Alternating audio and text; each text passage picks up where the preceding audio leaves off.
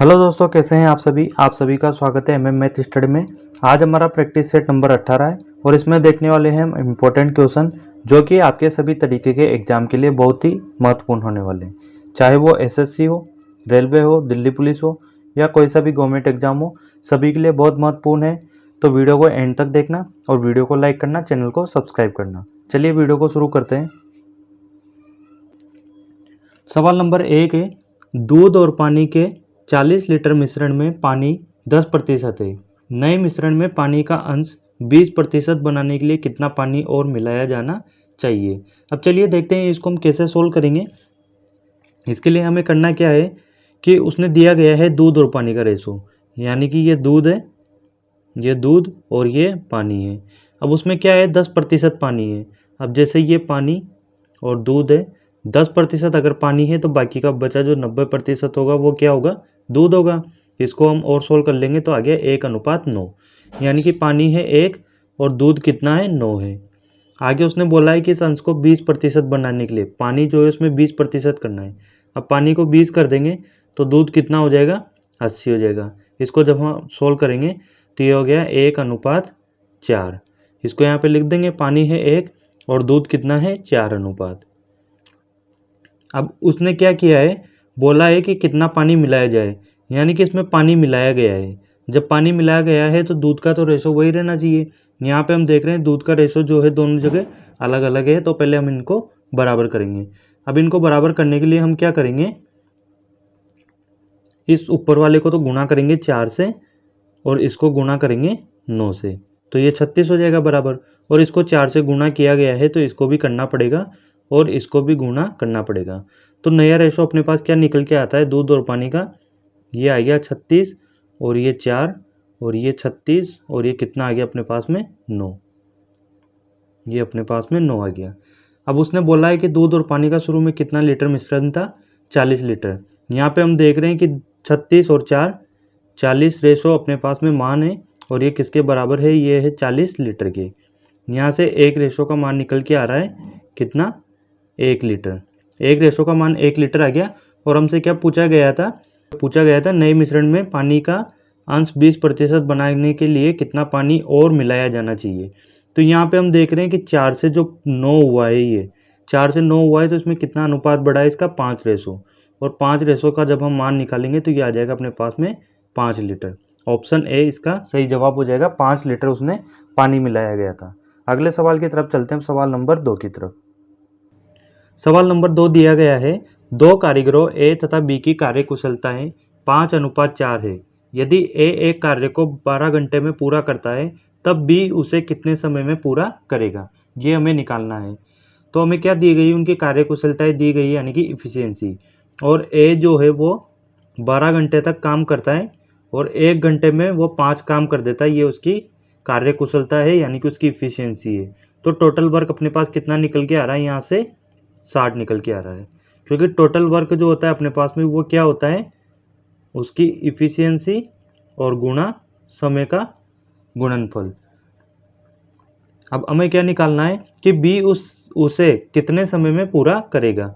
अब बी का निकालना है तो हम क्या करेंगे, जो टोटल वर्क है इसमें इस इफिशियंसी का भाग दे देंगे बी की का, तो अपने पास क्या निकल के आ जाएगा, उसका समय निकल के आ जाएगा। टोटल वर्क अपने पास कितना था, टोटल काम 60 था और बी की जो इफिशियंसी है, उसकी कार्यकुशलता है वो कितनी है, 4। जब इसका हम इसमें भाग देंगे तो अपने पास निकल के आ रहा है 15 घंटे, यानी कि बी जो है उसे 15 घंटे में पूरा कर देगा। और ये हमें दिया गया है ऑप्शन ए में, तो ऑप्शन ए इसका सही जवाब हो जाएगा। अब चलिए अगले सवाल की तरफ चलते हैं, सवाल नंबर 3 की तरफ।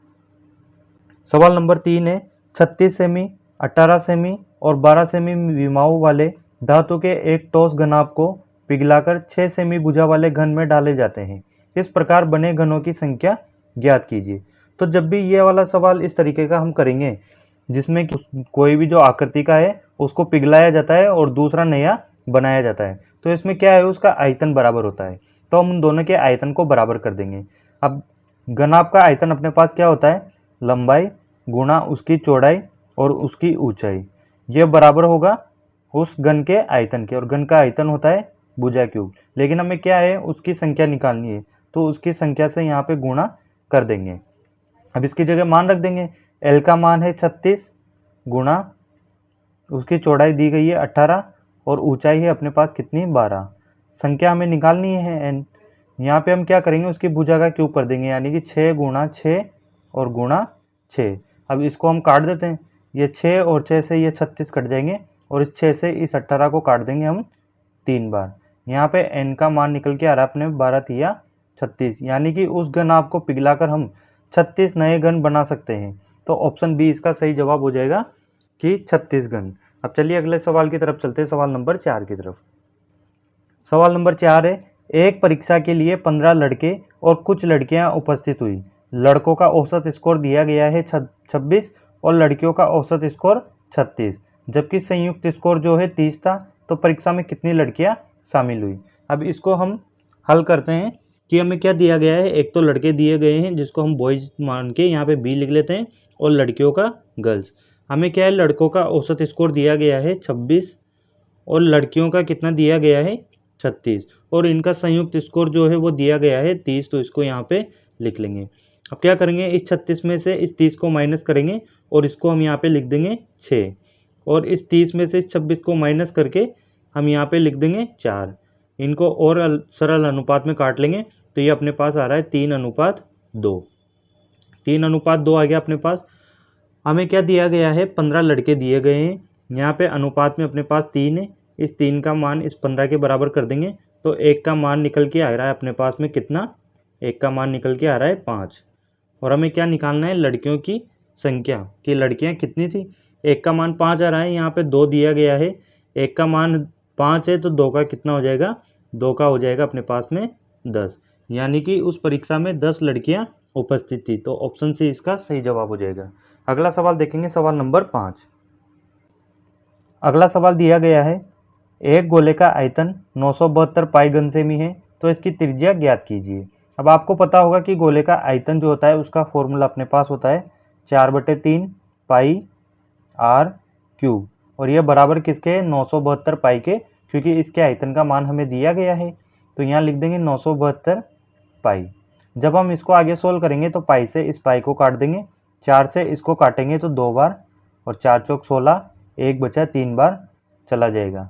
r क्यूब का मान यहाँ से निकल के आ रहा है अपने पास कितना, 243 गुणा 3। r का मान कितना आ जाएगा, इसका अंडर रूट करके 3 कर देंगे, ये आ गया 243 गुणा 3।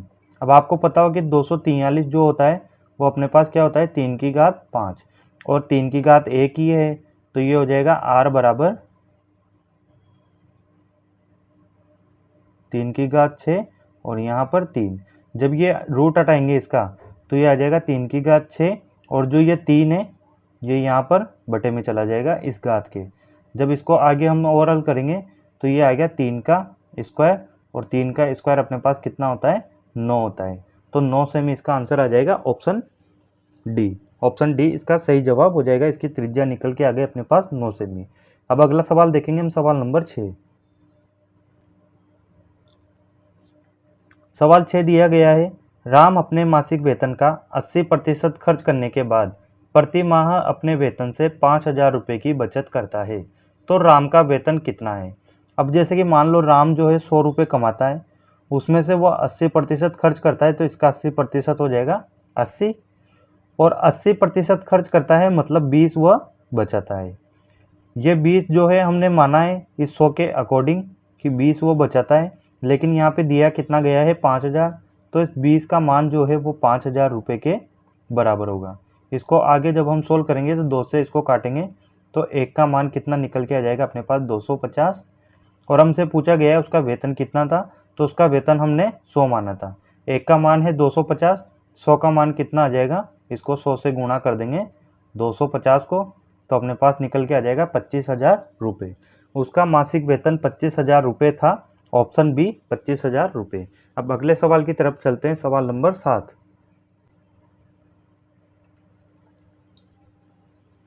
सवाल नंबर 7 है, एक चुनाव में उम्मीदवार एक्स को कुल वैध वोटों के 70% वोट प्राप्त हुए। यदि कुल वोटों में से 20% को अमान्य घोषित किया गया और कुल वोटों की संख्या 6,40,000 थी तो उम्मीदवार के पक्ष में मतदान किए गए वैध वोटों की संख्या ज्ञात कीजिए। अब आगे एक बात बताइए कि 6,40,000 जो थे वो टोटल वोट थे 6,40,000, उसमें से उसने बोला है कि 20% को अमान्य कर दिया, यानी कि इसके जो है 20% है, इसके जो 20% है उसको तो अमान्य कर दिया और इसके जो है बचे कितने 80% जो कि मान्य हैं। उसमें से भी क्या किया, कुल वैध वोटों के 70% इसको प्राप्त हुए, यानी कि 64,000 के जो 80% थे इसके भी उसको कितने 70% प्राप्त हुए। तो हमसे ये पूछा गया है कि उम्मीदवार के पक्ष में मतदान किए गए वैध वोटों की संख्या कितनी थी। अब आप एक बात बताइए कि 6,40,000 है, इसके 80% हमें निकालना है और इसका भी कितना निकालना है 70%। इसको जब हम सोल्व करेंगे 2 जीरो से 2 जीरो और इस 2 जीरो से 2 जीरो। अब इसको पूरा आप कैलकुलेट मत करिए, यहाँ पे देखिए इकाई अंक अलग अलग है। 7 को जब इस 8 से गुणा करेंगे तो 7 अठे 56, उसका इकाई अंक आएगा 6 और इस 6 को जब हम 4 से गुणा करेंगे तो अपने पास आएगा 24 जिसका इकाई अंक है 4 और ये 2 जीरो तो आएगी सही बाद में। तो ऑप्शन नंबर डी में आ रहा है इकाई अंक उसका 4 और आप इसको गुणा करके देख लिए आपका आंसर यही आएगा। तो इसका सही आंसर है ऑप्शन डी 3,58,400 रुपये, सॉरी वोट 3,58,400 वोट उसके पक्ष में आएंगे। अब अगला सवाल देखते हैं, सवाल नंबर 8। सवाल 8 है ए बी का 150% है और बी सी का 40% है। यदि ए प्लस बी प्लस सी का मान है 20 तो हमें 2b प्लस 3c और माइनस 4a का मान निकालना है। क्या करेंगे हम, तीन संख्याएं हैं ए बी और सी। हम क्या करेंगे, पहले सी को मानेंगे, सी को मान लेंगे। सो बी जो है सी का 40% है तो इसका 40% कितना हो जाएगा 40 और ए जो है बी का 150% है। अब बी जो है 40 है तो ए इसका 150% होगा। हम इसका 150% निकालेंगे तो कितना निकल के आ रहा है 60 निकल के आ रहा है। ए प्लस बी प्लस सी का मान दिया गया है 20। यहाँ पे हम देख रहे हैं इनका जो मान है वो कितना हो जाएगा 60 और 40 100, 100 और 100 200, ये अपने पास आ रहा है 200 जो कि हमने माना था और ये किसके बराबर है 20 के। यहाँ से एक का मान निकालेंगे तो अपने पास निकल के आ रहा है 2/200 मतलब 1/10, ये निकल के आ गया एक का मान। अब हम ए बी और सी की वैल्यू निकाल लेंगे, यहाँ से इनको रख के जब हम यहाँ पे रखेंगे इसको मतलब एक बराबर अगर 1/10 है तो 60 कितना हो जाएगा 60/10 और जब 60/10 को करेंगे हम सोल्व तो ए बी और सी यहाँ पे आ जाएगा 6। 60 का जब हम मान निकालेंगे एक बराबर 1/10 है, 60 का कितना हो जाएगा, इसको 1/10 करेंगे तो ये आ गया 6। उसी प्रकार हम बी का निकालेंगे, बी का कितना है अपने पास 40 है और इसकी जगह रखेंगे 1/10 तो ये निकल के आ जाएगा अपने पास कितना 4, बी का मान आ गया 4 और सी की जगह ऐसे ही रखेंगे 100 गुणा 1/10 तो अपने पास क्या निकल के आ जाएगा 10। ये हमारे पास ए बी और सी की वैल्यू निकल के आ गई। हमसे क्या पूछा गया है 2b यानी कि 2 गुणा बी का मान कितना है 4 प्लस 3, सी का मान कितना है 10 और माइनस 4, ए का मान कितना है, ए का मान है अपने पास में 6। इसको जब हम आगे सोल्व करेंगे तो अपने पास क्या आ रहा है, ये आ रहा है 4 दूनी 8 प्लस 30 और माइनस 24। इसको हम सोल्व कर लेंगे 38 माइनस 24, जब इसको इसमें से माइनस करेंगे तो अपने पास निकल के आ रहा है 14 और ये हमें निकालना था तो ऑप्शन डी इसका सही जवाब हो जाएगा 14। अगले सवाल की तरफ चलते हैं। अगला सवाल है सवाल नंबर 9। एक वस्तु के मूल्य में प्रतिवर्ष 5% की वृद्धि होती है। यदि दूसरे और तीसरे वर्ष के अंत में इसके मूल्य के बीच अंतर 52.50 रुपये है तो पहले वर्ष के अंत में इसका मूल्य क्या होगा, ये हमें निकालना है। अब हम क्या करेंगे कि पहले वर्ष में इसका मान लेंगे, जैसे कि अपने पास कितना है 100 है, ये है पहले वर्ष का, दूसरे वर्ष और तीसरे वर्ष हम मान लेंगे। दूसरे वर्ष में क्या होगा, इसमें 5% की वृद्धि होगी यानी कि 105 हो जाएगा और तीसरे वर्ष में क्या होगा, इसमें भी 5% की वृद्धि होगी। यहाँ से इसमें जब 5% की वृद्धि होगी तो वो हो जाएगा अपने पास 105 और इसमें 5% की वृद्धि होगी ये निकाल लेंगे हम। ये हो जाएगा अपने पास 5 से गुणा करेंगे तो 525/100 और ये कितना निकल के आ रहा है अपने पास, ये आ रहा है 5.25, यानी कि इसमें 5.25 की और वृद्धि हो जाएगी, जो कि अपने पास कितना होगा, 5.25 की वृद्धि होगी इसकी, तो हम इसको यहाँ पे लिख देंगे।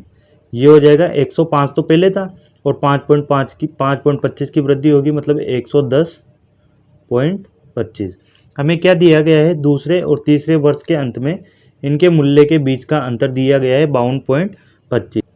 ये हमें दिया गया है दूसरे वर्ष का अंत और ये तीसरे वर्ष का अंत है, और इनके बीच का जो अंतर है वो हमें दिया गया है 52.50, और इधर हम अंतर देख रहे हैं तो कितना आ रहा है 5.25, और ये बराबर हो जाएगा किसके, इस 52.50 के।